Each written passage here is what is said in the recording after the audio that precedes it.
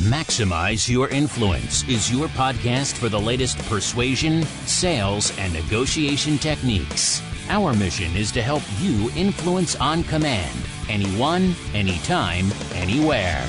Your host is the author of Persuasion IQ, Laws of Charisma, and the best-selling book, Maximum Influence. Now, your host, Kurt Mortensen. Hey, here's a quick snippet from my podcast, Maximize Your Influence. Hope you enjoy. Subscribe at MaximizeYourInfluence.com. Believe in. And that's part of your presence. When people leave your presence, are they happier? Are they smiling? Are they feeling better about themselves?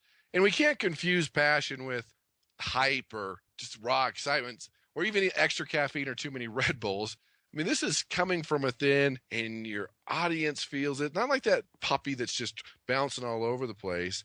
Because when your audience senses that it's fake, that it's hype, it'll have the opposite effect. So if you can tap into your true passion, it'll influence other people. And it's just something about that people want to be around it. Even sometimes if they don't believe exactly what you believe, they like to be around passionate people.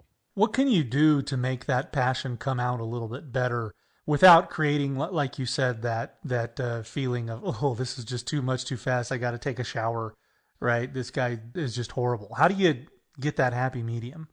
Well, first of all, you're right on. Passion is charisma. And when you transfer that passion, the people absorb that energy.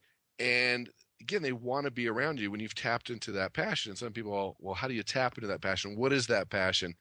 And those with passion increase enthusiasm, a lot of times just by gaining insight about their product or service, getting that true belief, that conviction, they know that it works. For example, customer service, it's very difficult for them to be passionate many times because they don't hear the 99 success stories. They just hear the people that are upset and want their money back.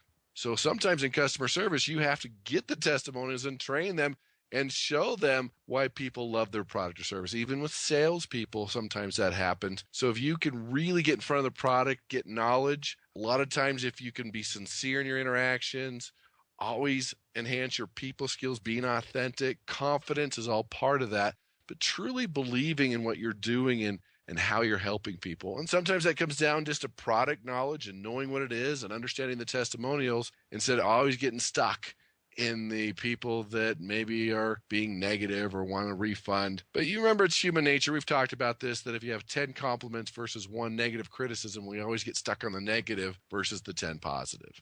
Right. I found that whole concept that Tony Robbins advocates, CANI, the constant and never-ending improvement. When you're always learning more about your product and trying to become an expert in it, and you take pride in solving those situations, that passion comes through, but it's a chicken or the egg thing. What's going to make you want to take the time to do that?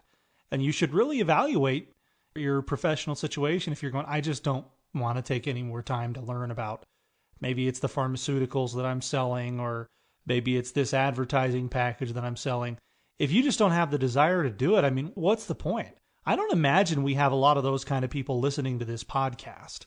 It tends to attract people that generally like what they're doing and they want to get better at it. They want to persuade better because they like it. They're passionate about it.